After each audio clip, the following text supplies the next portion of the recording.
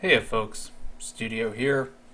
Let's talk about an 800 elo game. Let's talk about the depth of elo hell where you're below 1000. Below 1000 elo. It sucks. And it's awesome at the same time. It's the best.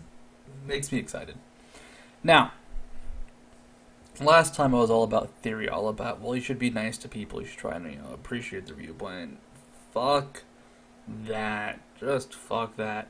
I'm just gonna go completely nuts on the guy we're gonna watch today. It's gonna be a Janna player named Tachyon3. So Tachyon3, thank you for your replay, not your video. And I tweeted for replays last week. You guys were awesome in sending in cool spectator replays, and I gotta look through a lot of them. Look through I think 90% of them, and I can't use them all. I'm sorry, but these were good replays. Thanks, guys. Just want to give you guys a shout out. You are all awesome. But let's just talk about 800 elo.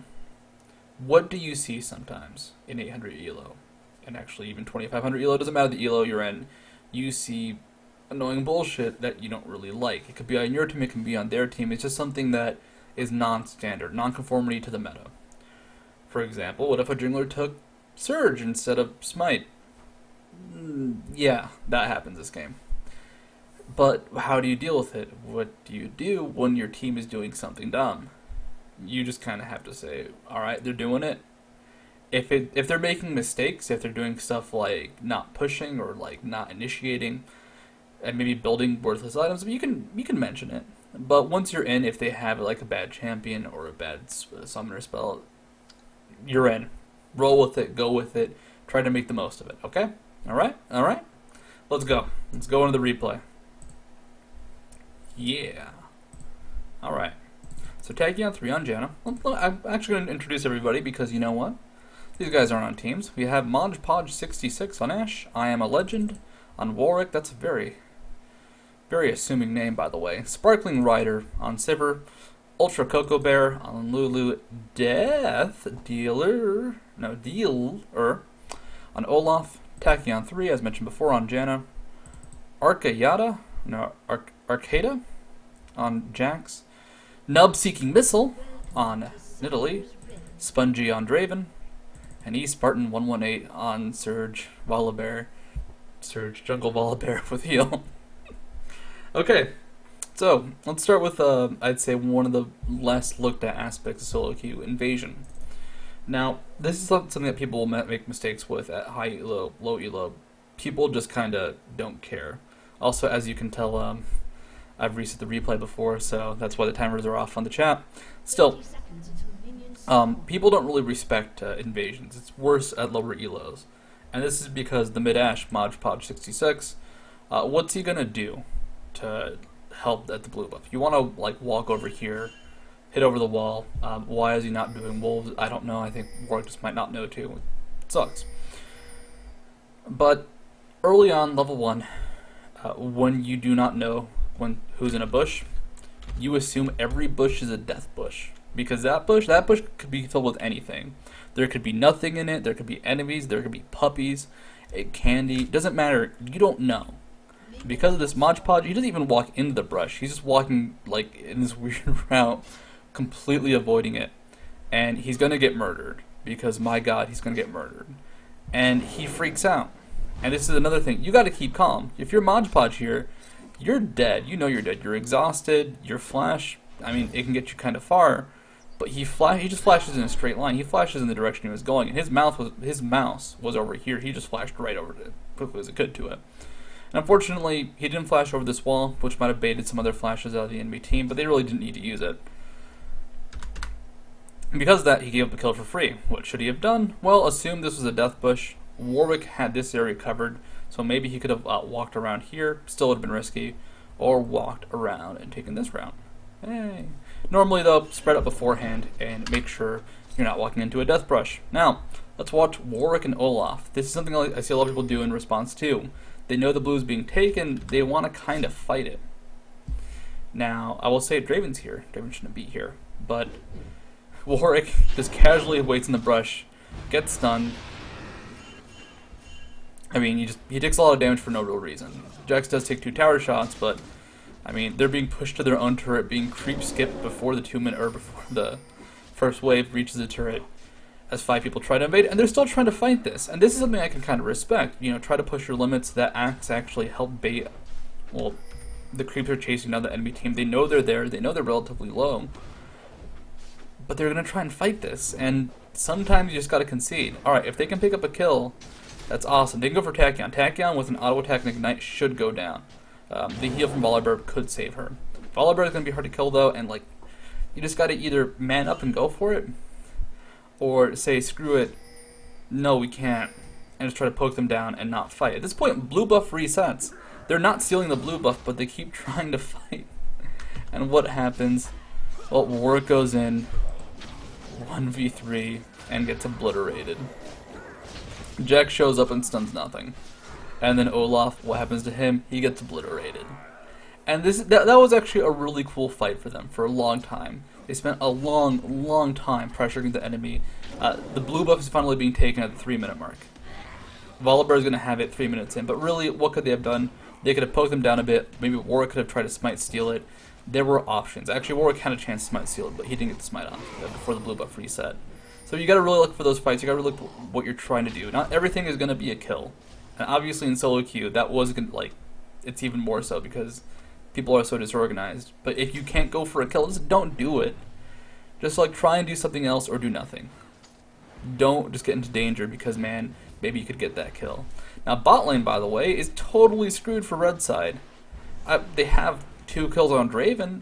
He has 2 Doran's Blades and no boots. How is bot lane screwed for red side? The enemy team is level 2. They're almost level 3. Draven is level 1. Janna is level 2.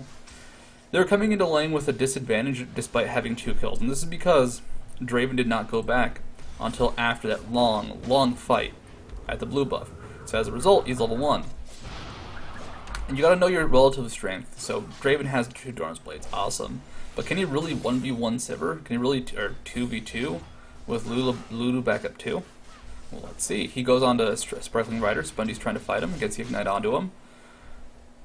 Sparkling Rider has to run, but Lulu shows up and Lulu kills everybody. And he's killing Tachyon too, and then he flashes out because he's scared.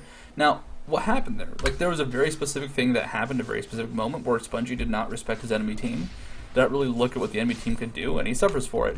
Which is, look at Lulu, look at her stats. That's a minion. That's Lulu. She has 78 AD. This is an AD Lulu. This is a Lulu that wants to kill you with auto attacks. And Lulu kills him with auto attacks. Also, Draven probably wouldn't have gotten out of there anyways because of the root, the fact that he has no boots and had no flash up. Once Sivir got out of there, there was no chase. Still, he didn't respect the enemy team. This is dumb bullshit. When do you expect 80 Lulu? When do you expect a support to have 80 runes? Is that standard? No, I've run it a few times myself. I actually like it in some situations, but really, this is just a lane that happens to have 2 AD carries. Just one of them is Lulu. And what does a lane with 2 AD carries? What can they do? Well, they're really good at early skirmishes because they have so much auto attack damage. And look at that Tachyon. Oh. I will commend Tachyon. He did take that health potion very well, but his reaction times, and his reaction times are something I'm going to talk about quite a bit. He did not try to dodge that boomerang blade. He took way too much damage. He almost died for really nothing, just for taking down Pokken lane. And it's actually creating a very bad dynamic because, well, Sivir and Lulu get to buy, but if they did decide to stay in lane, it would be once again a 2v1, and Draven, still having no boots, could very easily be taken down. I want to watch this, by the way, because this is awesome. This is something I see happen a lot in solo queue. Alright, they're just dueling, they're just skirmishing, taking him low. Volibear throws a creep on accident. But you have the situation where the other guy is super low. 120 HP on Olaf, that's nothing. He barely has enough for a Reckless Swing. A Reckless Swing, an auto attack from Volibear would be enough for a kill. But Volibear is going to make a mistake. He's not going to really think out his engagement. Watch how he fights, watch how he gets into a fight with Olaf, and tell me what he could have done. I'm going to tell your scream. So he flings, he misses the roar, and he just runs back. And he gets killed. So Olaf survived with 100 HP. The roar, had it landed, wouldn't have been a kill. What skill did Volibear not use? The execute, the bite. He didn't chomp down on the enemy team because he didn't set up his auto attacks to have the execute available. And when you're going to go in for those kills, when you're going to go in for those plans, those just like sweet plays, Think it out. Think it through. Don't just be like, he's low, I can get him. Because maybe you can't. Alright, if you have Ignite up and it's like flash auto attack Ignite, he's dead. Cool. Do it. That wasn't well thought out though. That wasn't planned. Just think of your damage. Think of your output. You need to know how much damage you can possibly output in most circumstances. Because if you don't, you go ahead, rush into an Olaf, throw him back, and die. And it's awesome as hell for me to see. But you feel bad. You feel embarrassed. That was a big mistake that eSpartan made there. Now, this bot lane's awesome still. So Tachyon, like I mentioned before, his reaction times do leave something to be desired. Right there, he landed his W onto Sivir with the spell shield well up. Tachyon, he's got to be a bit more thoughtful with his skills while being a bit quicker. So what should he be doing? When Spongie's going to be harassed or going on the offense, shield goes onto Spongie to amplify his damage. One is he going to use the QW onto Sivir. Either use them both at the same time and anticipate a spell shield being blown, or hold it, wait till you see the spell shield, and then just wait for it to fall off. Obviously, if Sivir's good enough, she's going to be using it on reaction, and you really can't get a spell off for free. Now here, imagine if there was a spell shield, or a Janna shield, on Draven. 100 HP on Sivir, she might have died here. However, the shield, when does it come out? It still hasn't come out. He still hasn't casted the shield. Spongie's about to die. Spongie's about to die to Lulu. And Tachyon's still charging forward. So what's going to happen? Spongie, he does finally get shielded at the last second. The shield barely absorbs any damage. It does save him, actually. Tachyon picks up a kill, though, dies in response. Spongie dies himself. And your role as support, it is your job to just stay near this guy. You have to be just, like, constantly babysitting him. Obviously, if they have AoE CC or AoE damage, you don't want to be in range to get hit by it. But Tachyon should never not be in range to shield and protect Spongie.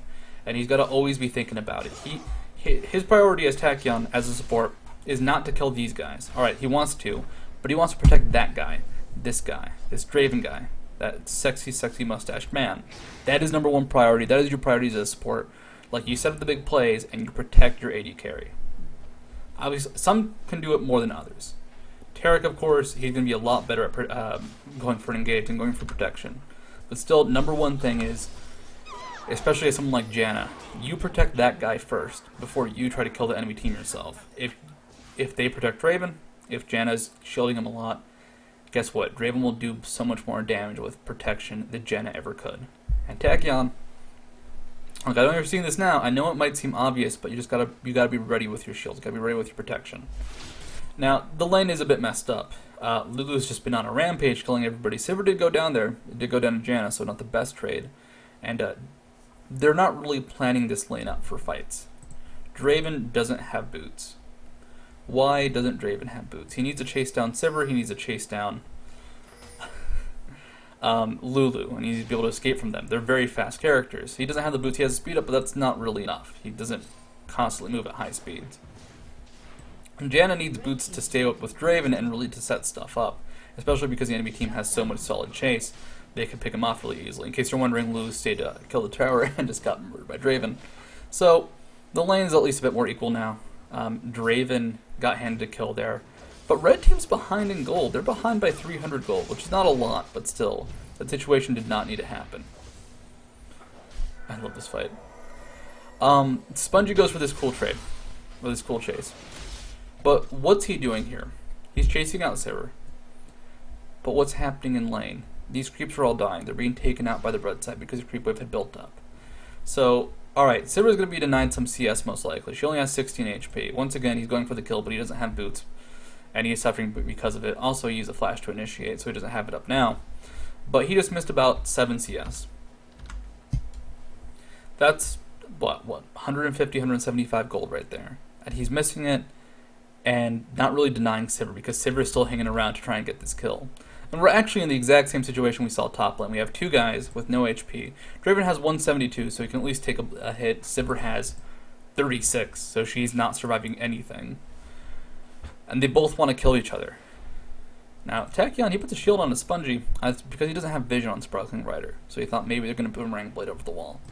You kind of got to watch this, and you got to ask yourself, was Draven's chase worth it? Well, he's too scared to really CS all that much, so he doesn't go far forward. Sivir, in the ultimate test of manliness, gets that really good snipe. And Tachyon now has to run. So what happened there? Well, part of this was vision. They didn't have very much vision on Sivers, so there wasn't a lot of reaction time for Takion to protect Draven with a shield. A shield might have saved him, actually. Looking at Sivers' damage, yeah, that should have been a save. That shield would have barely been enough. But because there was no vision, because he didn't really have the reaction time to protect Draven, he suffered for it. Like, I want to say something very specific to Takion. If he puts his Eye of the Storm on Smart Cast, he will be a much better Janna. This is just because he needs to have those clutch instincts. Clutch, just like auto attack coming in, shield. Sever Boomerang Blade coming in, shield. If he just had those clutch instincts, if he has those reaction times with a Janna shield, which Smart Cast would provide, he'd be fine. He'd be a lot stronger. And the other thing is, you'll notice he has 6 wards in his inventory. 2 vision wards, 4 sight wards. Okay, that's a lot of wards. How many wards are on the map for his team? Let's see, 1 top. So he hasn't been warding constantly. That's something else you have to do as support, especially bot lane. It is your role, it is your job. You have the GP 10 Quincy, you have the utility mastery to do so. You gotta ward everything. Now, warding can be dangerous. Warding is its own thing. You have to be cautious when you do ward. But because there was no vision, they had no idea. Like, they could not control Sivir well in that space. Sivir was able to walk up to that wall, get her Boomerang Blade off with 36 HP and pick up a kill. That's awesome as hell. But still, that should not have been possible. There should have been something to see Sivir coming. They could have gotten out of the way. They could have predicted a bit better. Draven at the last second saw her coming. That's why he tried to throw her down and kill her himself. But that did not work. And that was just kind of an issue of warding. That is Takion's fault in that regard. Draven's been hyper-aggressive in way too many circumstances. But that was something that Takion, with good ward coverage, could have done so. Now with your wards, think about what you want to do. Right, this ward covers Dragon. Okay. This ward covers this brush. And this ward covers blue buff. Imagine if Janna put a ward right here, though. At the enemy wraiths. At the enemy just like ramp to get out. And put another ward here in this tri-bush. To leave lane, or to actually get to bot lane and surprise the team, they'd have to come through river. All the way over here. And actually Janna could ward right here maybe. And there'd still be some options available. But right now it's 4 wards, and it does actually almost completely protect bot lane from anything but a lane gank. But it's not really efficient. And also, Janna had 7 wards in her inventory. That was not efficient in its own regard. It's a waste of gold in that sense. There's so much gold that could have been used for earlier warding, even though it wasn't necessary, even though no one ganked bot lane. Neither Warwick nor Volibear really headed to that area. But because there were no wards down, they could have gotten ganked. They could have gotten banked by mid lane, actually. Ashe ganks OP. Now, I see this all the time. Look, he can get the kill, he can get the kill, he can get the kill, he can get the kill. No, he can't. No, he can't. That's not Takion's fault. Takion couldn't have done anything there. He tried to protect her, tried to shield her. Was not enough. But one of the most common deaths I see is people playing over-aggressive and trying to chase someone down for a kill. And when you're going for a kill, I mean, if it's a normal game and you're not really trying and playing with friends and having fun, alright, go for dumb, stupid kills. I love it. I love doing it. It's so much fun to just, like, pull off this sick combo, burst someone down, and then just die. Alright, whatever, it's fun. But if you're playing ranked and you're trying really hard to win, if the best you can do for a fight is go 1 for 1 without any chance of escape, and the worst you can do is go 0 for 1, don't fight. Don't go for that chase. Don't do it. It's not worth it. And people tend to get stuck in this mindset. Alright, I gotta go for this kill. I have to kill him now. I have to do it right now, because if not, they'll get away forever. If you get stuck in that mindset, you're just gonna feed kills. Alright, so, I mean, Italy could have gotten that kill. Would it have been worth it? No. I mean, she has Leviathan. She would have lost stacks, and it wouldn't have been worth the trade. And, I mean, she would have given a kill to Sivir anyways, or one member of the 380 carries that were down there. So, actually, I believe it was 280 carries in Warwick. But still, like, it wouldn't have been worth it. And just don't do it. I'm just going to say it. Don't do it. If you think you have this cool plan set up, but at best you're going to go for 1, it's just not worth it. Now, one thing is, Janna doesn't have boots. This is really bad at this point in the game. You need to buy boots as a support, preferably before the 10-minute mark, if you can avoid it. There's different theories on this, but just realize that as Takion, you're going to be doing a lot of warding. You're going to be moving into dangerous positions to put those wards down, And in doing so, you want to make sure you don't die. And one of the big things is having wards to provide that vision to keep you alive. And what if there'd been an Olaf there? Olaf could have chased down Janna. There's nothing she could have done except flash over the wall. But without boots, there's even less options. With that tower down, she actually Olaf could have chased down Janna, killed her, and then killed Jax. Because she could have just kept it with Janna, and Jax couldn't really fight them. I love this Ashe mid. I'm sorry, but this Ashe mid is just amazing to me. Nice try, Ashe mid. Nice try. Now, Tachyon's level 6. He's fallen into a trap a lot of supports do. I do this myself sometimes. He started roaming heavily. And that's okay for providing a lot of vision, which he's doing. He's providing wards. There's not a whole lot down at this point. But he's under-leveled and he's very easy to kill. So, like, let's watch this fight, actually.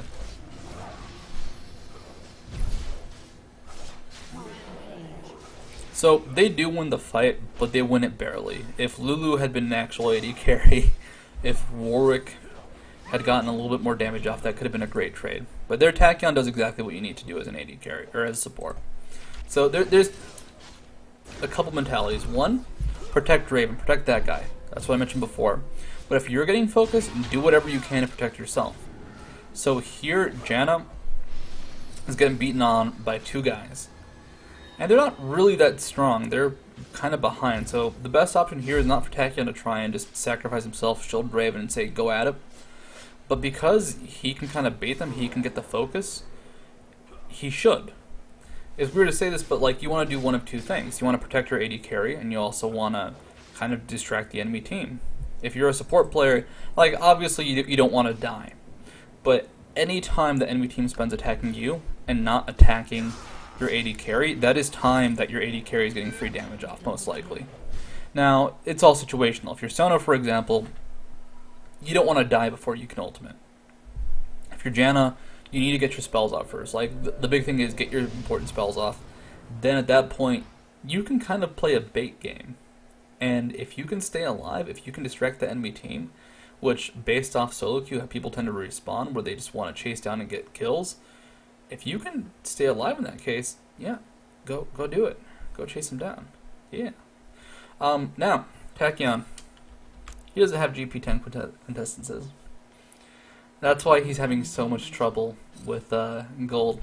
That's why he doesn't have a Philosopher's Stone and Heart of Gold, or Heart of Gold actually, is what I should be saying, and boots at this point in the game. He just doesn't have the gold for it, because he gets back to lane and he has to wait, and he just doesn't have the quintessences. Support is a role where people kind of underplay how important the runes are. But if you've never played support with 3 GP10 quintessences, and I'd say those are the important ones, you can go for armor yells instead because they're just so efficient. But if you've never played with 3 GP10 quintessences as a support, it completely changes your world. All of a sudden you're just like, I have so much gold, I have so many wards coming in all the time, and there's nothing the enemy team can do to stop it. Like, just to math this out, GP10 quintessences are a free ward every 5 minutes, if my math is right. No, it is not. It's a free ward every, like, 4.5 minutes. Still, you're getting a lot for those quintessences, and it's going to come down to wards and extra items and extra options. And if you can get extra items as support, it's super cool. At this point, though, Tachyon, what does he have? No boots. He can be chased down still. He can be chased down and killed. But you know what? His main goal is protect Draven. And like I said, this is a lower elo game. People tend to have really weird focuses. People tend to have really weird ideas. And it's all very disorganized. You'll notice that the score is 820, and there's a 3,000 goal lead in favor of the red team, but it doesn't feel like that much. Nobody's really pushed on the red side. They've taken down the first turret. They've taken down the second turret. At this point, they could really group up and just like demolish these turrets. The enemy team has 380 carries, and well, let's talk about that in a sec. This is a fun fight.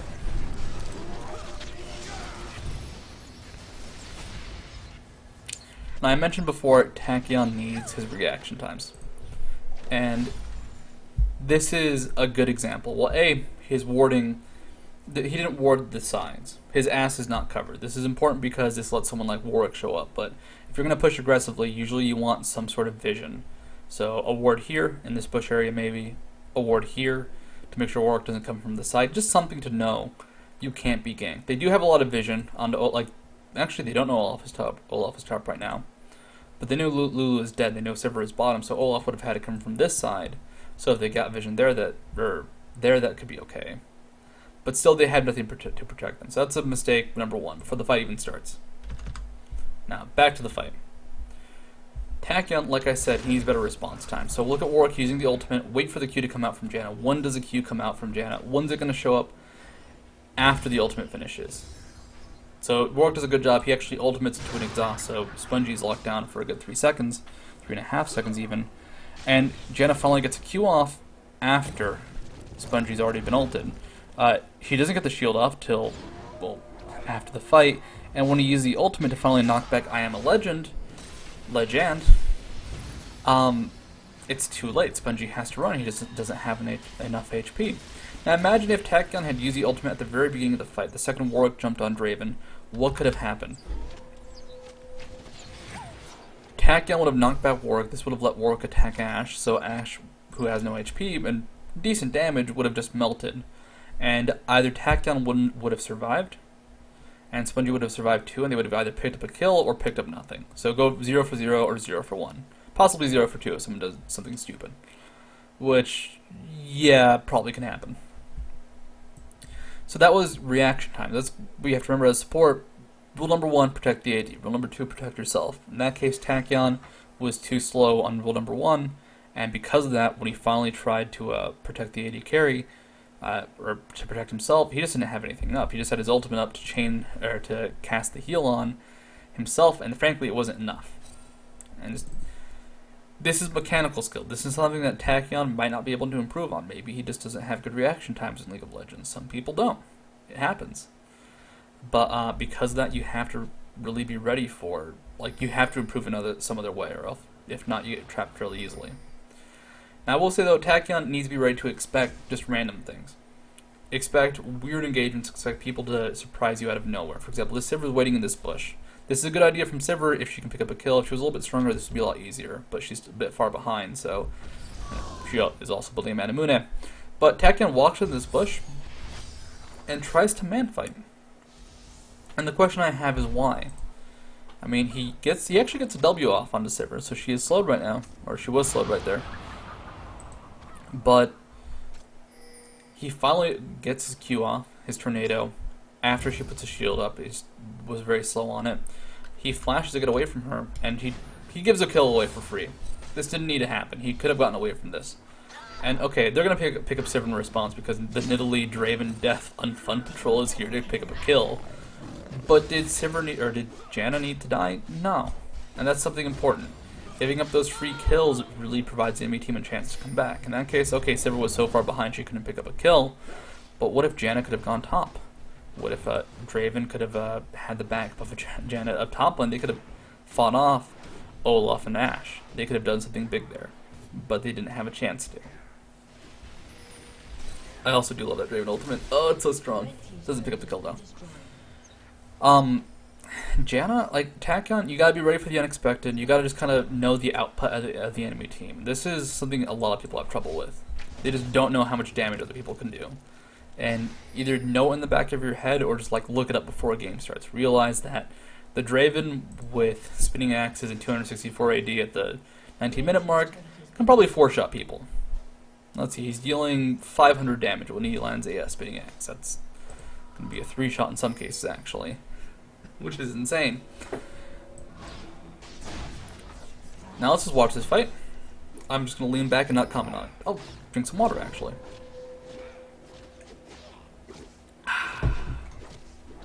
Good water. Nidalee DC'd, or AFK'd or something, so there she could not fight. And Tachyon actually shows up to try and defend her. Now, that's the thing I can respect. But it was bad luck. And sometimes it happens. Sometimes you get people who DC, sometimes you get people who just, like, they have to get up for some reason. You can't always be at your PC for League of Legends, unfortunately. Sometimes you gotta go somewhere else. At Tachyon, he should have been able to catch on because Nidalee doing nothing. And if your teammate is doing one of two things, if they're A, DC'd and can't really fight, it's not worth it to help them. Or B, if they're doing something so bad and wrong but they can't possibly win, still don't help them. So Tachyon, he should have gone for this help here. When I mentioned that he has to be a bit faster, he also has some mechanical issues, and all players have this. Just, you gotta clean up your clicking game. So watch this. Look for Tachyon to cast the Howling Gale back on Coco Bear and I Am a Legend. He turns around, and then he turns around as he casts that. So the spell comes out, and he walks back towards the enemy team because he's clicking so hard. When he aims a tornado, he moves back on accident. He tries to get away at that point. There's actually a really good job from Lulu. She landed the Transmogrify on Tachyon as the tornado came out, so he couldn't cast that. But that tornado could have gone out. He just needed a bit faster clicking times. So Tachyon, I think his big problem is just more the mechanical skill. He's not ready to react to a lot of situations. He's not ready to play defensively, which when you're in that support role, that can be all you do. You can be. I love offensive supports. I love being someone like Lulu or Tarek or Leona, because you are starting fights, and maybe Tachyon has more strength there. But in playing Janna, he's mostly been in defensive position because of the enemy composition. You know, double AD bot lane. And because he's not ready for that defensive role, he's been suffering a lot. He has not had a good game. Draven's 11-3-4, but Sivir only has 3 assists. Sivir hasn't done that much. Now, I think Tachyon really needs to work on his reaction time. But he takes a Boomerang Blade here. He's trying to like defend the turret, and this is a really weird moment because look what's going on bottom or top. Volibear and Raven are fighting. They're taking out this inhibitor as Warwick, the level 10 Warwick, tries to fight them off. Nidalee's DC'd still. She's AFK, I believe. And Jax is going mid lane for some reason. He also doesn't have a Triforce yet. He's the only person left to defend this turret, and he kind of has to. So what do you do when you're in a situation like this? Well, you roll with it. You do what you can. This is the right choice. If you don't really have an option, but you can try and do something, and it might work, it might not work, I mean, take that risk. If he went top, he might be able to set something up, but it's not enough. By the time he got into top lane, it would have been nothing. Now, what I did say before is you got to respect how much damage people can deal in very quick bursts. You got to realize that there will always be surprises. In this case, the surprise is a Boomerang Blade out of nowhere. Jax picks up Sivir, Sivir picks up Janna though, and Janna didn't need to die there. I think Tachyon, you got to have that anticipation. Sivir does a lot of damage very quickly. Most ADs do, but Sivir in particular has Boomerang Blade. She has that extra spell and that extra auto attack. So 2 auto attacks can come out, bam bam, you're dead. In that case, Tachyon just did not respect that. And I know, like, you're seeing that, and of course it's so obvious, especially hindsight 2020 with replay. It's like, oh, Tachyon, of course you messed, like, how'd you mess that up? It's so clear what was going to happen. But people do that a lot. They underestimate the enemy's reaction times. I think Tachyon thought, alright, that guy, he can attack me, but he's not going to see me for a second. He shouldn't be able to catch me off guard while I'm coming towards him. And that's an okay theory to have, but unless you're catching people in situations where human reaction time is just not enough, then they'll probably react if they're strong enough, if they're a good enough player. Like, if they're an enemy who's feeding 0-10 and they've said they're high multiple times in chat and you believe them, okay, maybe they have bad reaction times. But just the random dude who has been playing and not doing that poorly but not doing exceptionally well either, he might be able to kill you still. But unfortunately for Tachyon, he died. Once again, Tachyon really hasn't had enough of the warding coverage down. If you look at the map, how many wards are down? 2. How many oracles are on the enemy team killing all those wards? None. Nidalee shows up mid and actually does an okay job just tanking a lot of damage. And Warwick dies. I just want to show that again. Like, I know there's a fight going on. I don't care. We're watching that again. Nidalee was the perfect bait. I'm going to put that into a separate video, because that was awesome. Okay, watch the Nidalee. She's going to be super effective. So Warwick runs forward, tanks a turret, and actually lets people get damage off onto her. Lulu's trying to kill Nidalee at this point before she switches. And then the death to to Janna and her exhaust. And the follow-up fight's interesting. A good fling onto Coco Bear, puts her underneath the turret, and Nidalee finally goes down, but I mean, that was a stronger fling from Coco Bear because, or not from Coco Bear, from Miss Spartan. Because, well, frankly, Nidalee was AFK. It doesn't matter if she's alive or if she's dead. She's not there.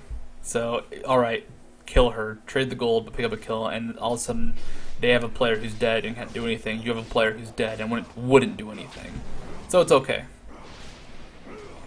Tachyon, though, I mean, he's level 10, he's fallen behind, he's roamed a lot as a support, but, like, I mean, Nidalee's been AFK for a few minutes now, and he's still behind her. Warwick has just been having a god-awful game, so I understand why he's behind. He's 1-9. But Janna, she's been roaming around so much that I think Tachyon's getting trapped in this position where he's afraid he has to be everywhere at once, which is especially true when you're down a person. You feel scared. You feel you need to be everywhere, and you got to protect your team. But Tachyon, unfortunately, because he's trying to roam everywhere, trying to eventually place wards down, he misses so much experience, and really he doesn't need that much, but because it's a 4v5, he needs to make up for some difference. Nidalee does return, though. She finally has gotten back to the game. There she is. Look at you, Nidalee. Look at you being so strong. You're actually pressing buttons instead of dying. Also only down to 2 occult stacks and 3 Leviathan stacks. Oops. Missed this here. So, they're going to try and catch Saber. Can they catch him? Can they catch him? No, they catch Olaf instead. And here Olaf, I mean, he uses his ultimate way too late. Saber used her ultimate at an okay time, but they had enough CC. Janna's doing what she needs to, lands a tornado. Good job. The one thing she could have done was put a shield onto a Spongy, so he could deal more damage as he chased. But this fight starts now. Spongy gets hit by the Ash ult. Spongy, does he have protection? No, no. The shield was on cooldown. The ultimate was still available. Ultimate Janna, no, no. And Tachyon just got caught into the scared Janna ultimate position. He was scared to use Janna's ultimate. And that's something that I can respect on so many levels. Janna's ultimate is one of the scary skills in the game to press, because if you press it at the wrong time, you lose a team fight.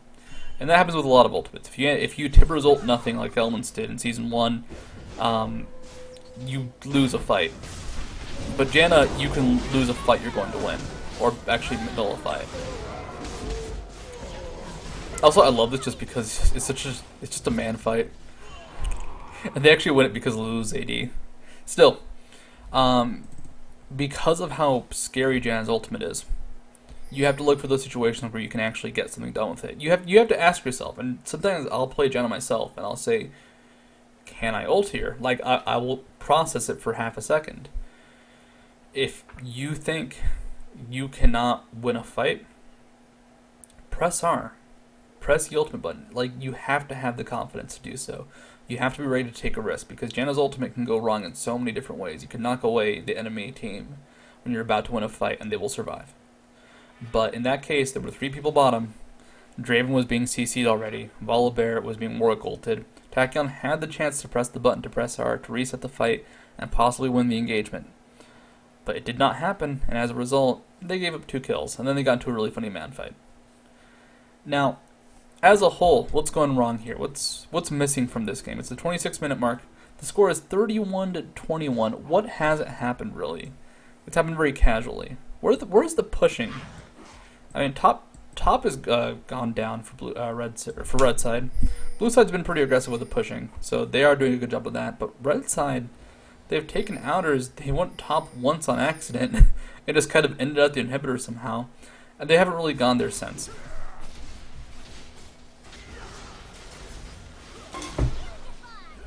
Now this would be a pretty good time to go push.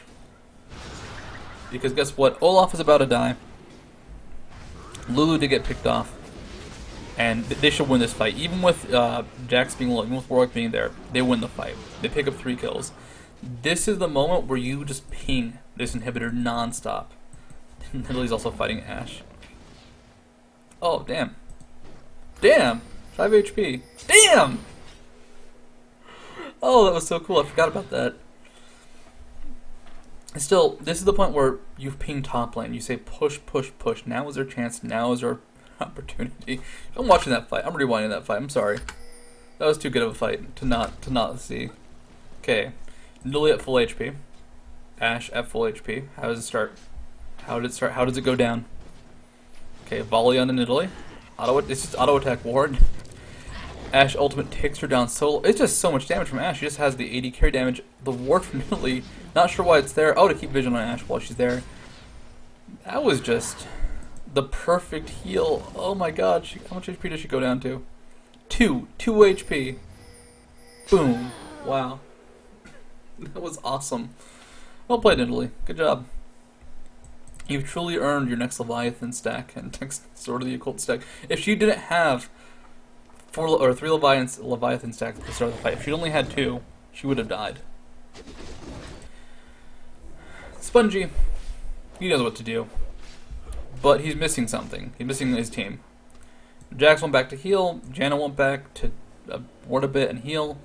And this is something a lot of people have trouble with. They do pick up the inhibitor, but if Spongy wasn't so far ahead, if Spongy had been missing, you know, one of his major items or just been still in the process of building it, it might have not gone down. But the problem is, because his team didn't back him up, like, that happens so often. You just gotta ping, you just gotta say, guys, get the hell over there. And when you win a fight, especially in that case where there was only one person up, who would have been that Sivir who was not very scary, you've gotta go ahead and you've gotta take a risk and push something down. Like, that's something you should always do. And it's not really a risk. If there's only one person up, just look out for them, be ready with a flash, be ready to get away from them, be ready to escape. In that case of Jax, he can kind of walk away from Sivir. He just has to make sure he doesn't get hit by Boomerang Blade and counter strikes if she goes for that kill. But they didn't go for that, and they do pick up the inhibitor, but it could have been more. It could have been stopped by Sivir, for example. It just wasn't. Now, this is what I call fighting solo queue style. People just going one at a time. In the case of here, it's actually a solid 2v2. Sivir and Ashe deal a lot of AD as Tachyon turns around for 1 second. No. He does get the ultimate off and saved Arcadia, though. Let's look at their fight anyways, because the bottom fights, as funny as they were, I mean, we saw how they ended. What sets up this fight? Why does Jax end up being so far behind? Well, he uses his counter-strike, he doesn't really go in, like, he doesn't do anything. And now he's in a position where he doesn't have his stun up, he finally leaf strikes in, and he doesn't have anything available. And he got stuck in that position of, well, they're close, they're nearby, I should fight. He had no reason to, though, because he had no abilities up, and they're too scary 80 carries. Actually, that was a great Janna ultimate. So Tachyon, he finally asked that question, can I do it? The answer was yes.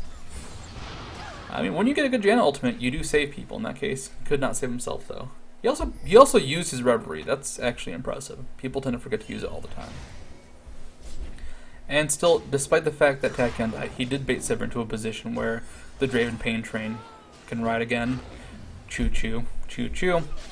And that is that balance of being a support.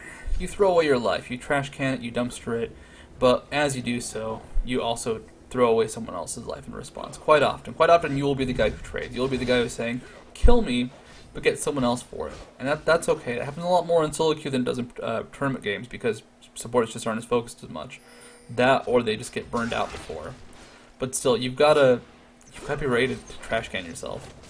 In this case, Draven is so far ahead, you can do stuff like that. That's awesome, isn't it? You can do stuff like this. Where, alright, Olaf's here, I don't care. Because he's Draven. This game had so many big players. Warwick, why? Why, Warwick? Why do you fall for the same trap everybody else did? Warwick just got stuck in that trap. Gotta go for those kills. Gotta take people out. Can't believe he survives there. Still, in the 30-minute mark, they've had such a strong lead for most of this game. The goal's been equal, but the strength has just kind of felt like it was on Red's side. That's because the only person who was doing well was Lulu. And even then, Lulu is really the only person doing well right now. Though the Ashe Sivir combo was hilarious. Still,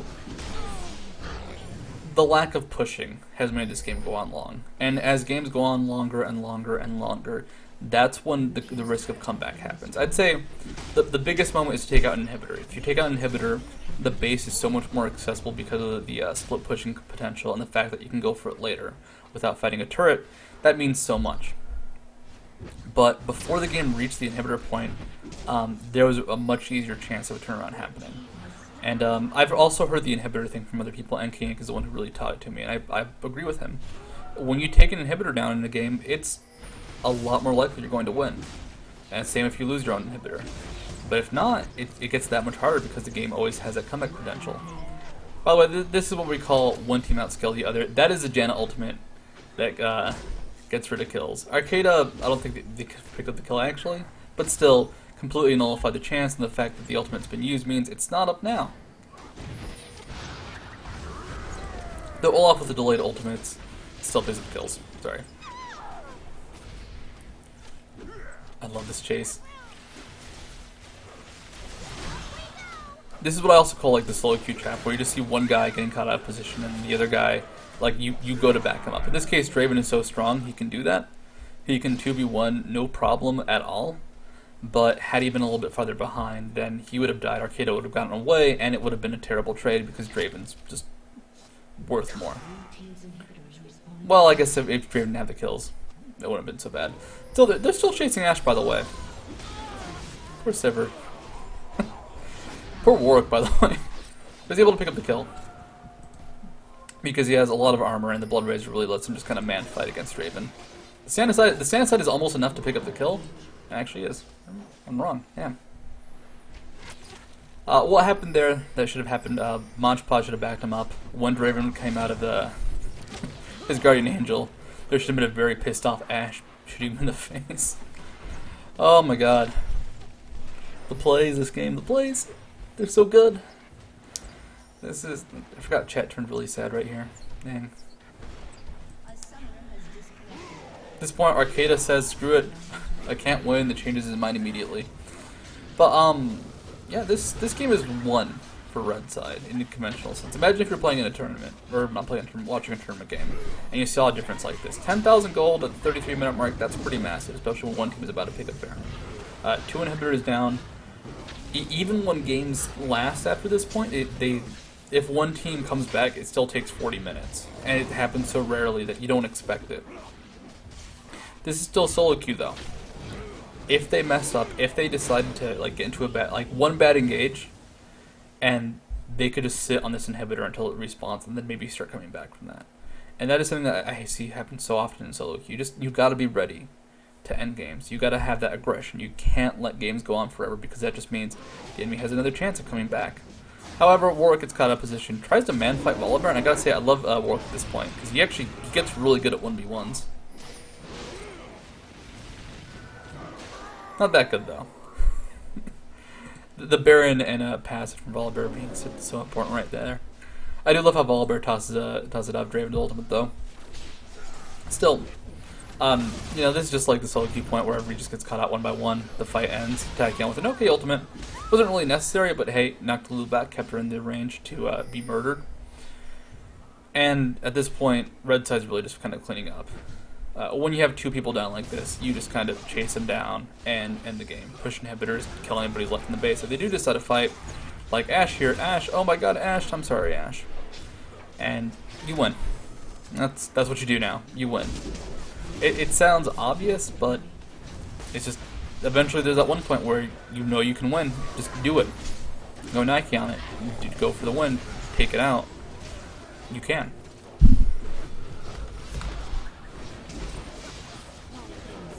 I'm gonna go ahead and enjoy this as the turrets go down. It was a well-fought game from both sides. It really was in Red's favor early on, but Blue side did a lot to come back, and Draven did a lot to carry his team super duper hard. Now, let's kind of review what happened in that game. Oh. What happened in that game? Well, they kept getting into small skirmishes across the map. 2-on-2s, 3-on-2s, 3-on-1s, 2-on-1s, 1v2s, whatever, doesn't matter. They kept getting into these skirmishes, and Draven was excelling at them because he had that early advantage from laning, and so did Nidalee, but Nidalee did disappear for a while.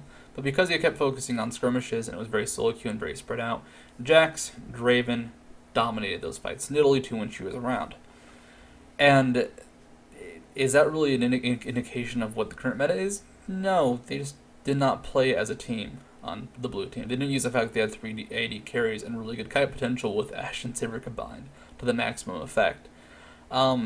Really what happened was people played as if they were individuals, and one team had a better team for it. It was just convenient. Now, I'm not saying when you're playing solo queue the best option is going to be duelist, but it does happen a lot. People don't play as a team in solo queue, so you'll probably get into more skirmishes than would most likely happen at higher elo and tournament games. Still, though, I hope you learned a lot. Tachyon, I was kind of rough on you, but kid, you got a long way to go. Got to get those reaction times going. Maybe play some pinball, be ready to strike at the perfect moment and get those stupid bonuses I can never, ever win. But still, hope you guys enjoyed this daily. It was a bit more harsh. Adios, folks.